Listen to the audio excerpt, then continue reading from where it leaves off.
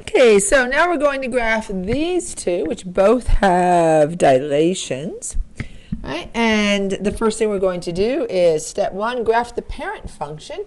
So we're going to create our table.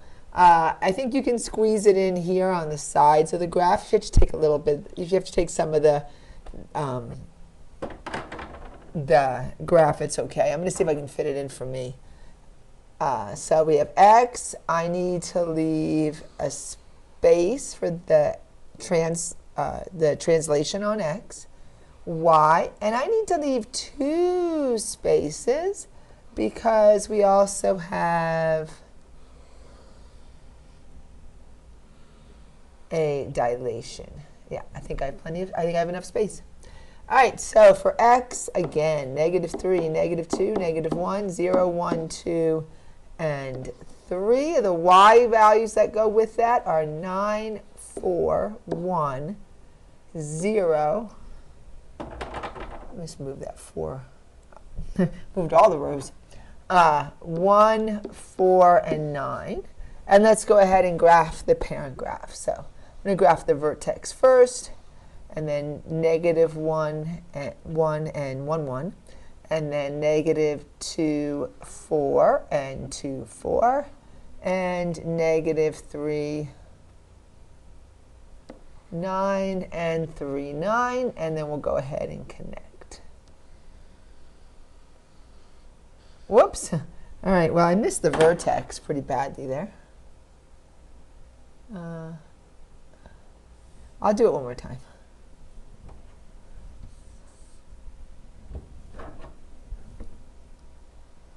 I'll take my time this time. That is better. All right, so let's take care of, we could go in order. You need to do dilations before translations. Order of operations, right? Multiplication for addition, subtraction. But there is, the dilation affects y. It's a vertical stretch, not a horizontal. Horizontal would be if we had a coefficient on x.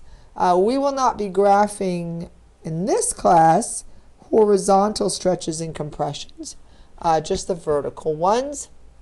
All right, and so let us take care of, actually let's just take care of the vertical, the dilation first. So we match, right, my list here. So graph dilation reflection. You keep the x, so I don't do anything to the x, but I multiply the y values by a. So a equals 2, so we're going to multiply all the y values by 2. So let's do that first, and then we'll talk about the translations. All right, so this is times 2, so just multiply them by 2. 18, 8, 2, multiply by 0. If it's anything by 0, it's still 0. 1 times 2, 4 times 2, and 9 times 2. All right. So we've taken care of our dilation. All we have to do for the dilation is multiply by 2. For the translation, we are going to add the horizontal translation to the x, the vertical translation to the y. So we're going to add 6 to the x, because we're going 6 to the right. Maybe we'll write that down right here. So right 6, and we're going up 3. Great for a dilation of times 2, huh? And then the vertex is the same as the translation. It is 6, 3. So let's go ahead and take care of that. So we're adding 6. So -3 plus 6 gives us 3. And then -2 plus 6 gives us 4. And then 5, 6, 7, 8, and 9. And then add 3 to the new y value, the newer y values, the ones that we multiplied by 2. So we have to after we dilate, then we translate. So we're going to add the 3 to the dilated values. So this one is 21. And if you think we're graphing it, we're not. So if something gets too big, it doesn't get to be on the graph. 8 plus 3 is 11. That one can go on the graph. That one will just squeeze in there. This would be 5, 3, and then 2 plus 3. And now we're back again. 5, 11, and 21. So let us graph the red values. That would be the new x and the new y. I'm going to graph the vertex first, 6, 3. Right there. All right, and I'm just going to kind of go in order. I'm going to skip the 3, 21. It's too big. 4, 11. So that is all the way up here. And then 5, 5. So notice, actually, I'll graph the other point, and then we'll talk about the pattern of points. So 7, 5, and then we can fit the 8, 11. So notice that on the previous graphs where we had no dilation, if we went 1 to the right and 1 to the left, we went up 1. Now if we go 1 to the right and 1 to the left, we go up 2. And that's because we've been stretched by a factor of 2. Let's go ahead and connect the points. This is the same shape.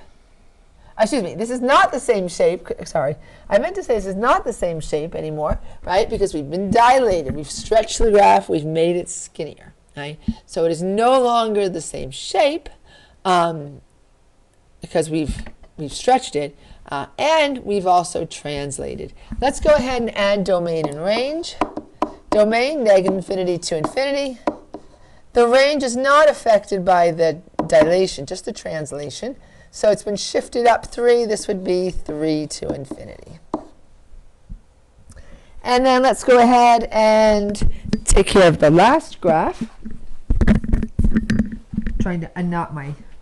I was trying to unknot my, there it goes, unknot my microphone so I could stretch a little further. All right, because I got to come all the way over here to fit in the table of values. So x, and we're going to leave a space, and y. You know, I should have reversed these, the vertical shift. So I have a stretch, and I'm shifting up. I have a shrink, a vertical shrink, and I'm shifting down. If I switched them, I'd be able to get, I still wouldn't have been able to get that other point in there, though. So I guess it doesn't make any difference. And then I need 2 columns here. 1 for the dilation and 1 for the translation. All right, let's go ahead and write down the parent graph and graph that. So -3, -2, -1, 0, 1, 2, and 3. I have a lot of extra lines here, or a little too much length there. All right, and then the y values that go with that, 9, 4, 1, 0, 1, 4, 9. All right, and so first let's take care of we have a dilation and a reflection on this one. All right, so this graph is now besides just dilated, it is also reflected.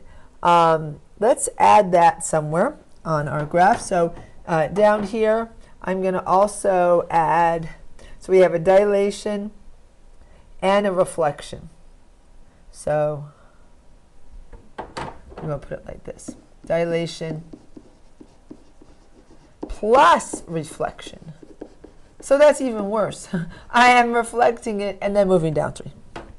I just want to make sure I get to cut some of my graph off. All right, so now let's go ahead and take care of that. We'll multiply by -1/2. I can't quite stretch. I have to like lean over to talk.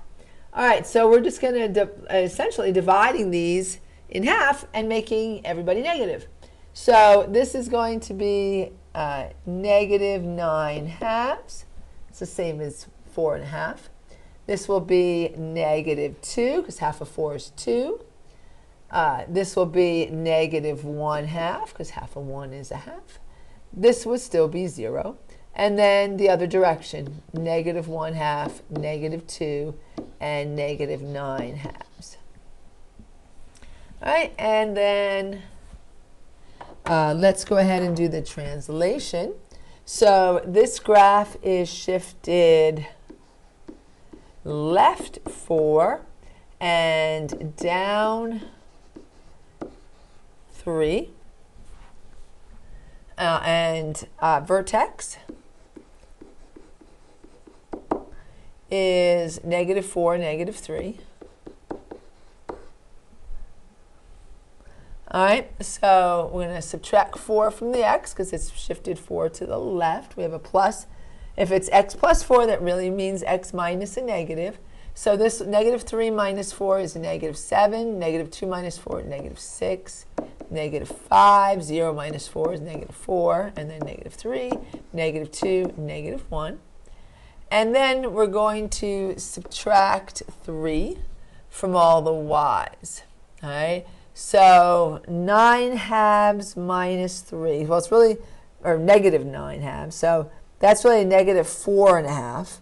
So -4.5 minus 3 is a -7.5. But I really didn't leave myself enough space, especially stretching, to write that as a decimal. So I'm going to write it as a fraction. So -7.5. All right, so we don't have to write this. It's going to have 2 in the denominator. 14 would be 7. So I need one more. So that's -15/2. So I'm going to put -15/2 over here. I just use that to calculate. There's the other one over here. And then -1/2 minus 3, that's going to be -3.5.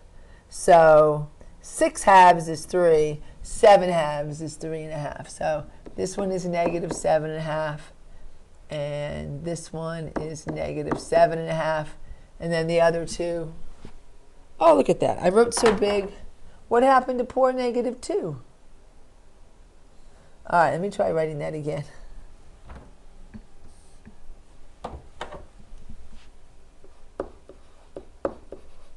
Okay.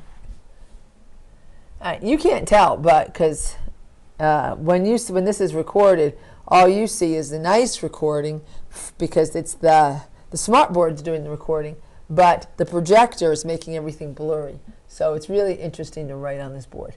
-2 minus 3 is a -5. And then the last one, 0 minus 3, is -3. I think I got everybody in there.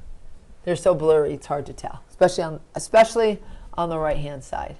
So it should say -15/2, -5, -7/2, -3, -7/2. I don't know what that looks like. It looks like a 3 up from the blurriness. -5 and -15/2. All right. So let's go ahead and graph the vertex at -4, -3. Oh, we never did? I never graphed the parent graph. Let's graph the parent graph. So 0, 0. And then -2, 4, and 2, 4. And now -3 and 3, 9.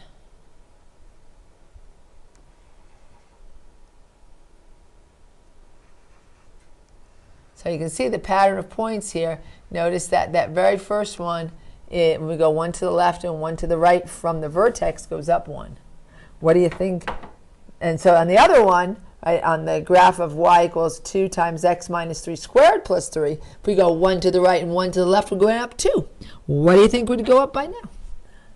If you said a half, you're right. All right, so let's go ahead and graph. The vertex is at -4, -3. All right, we'll see how many of our points we can fit. I think we can fit them all. And then I'm going to work my way down the list. So -7, -9.5. So, or -7.5.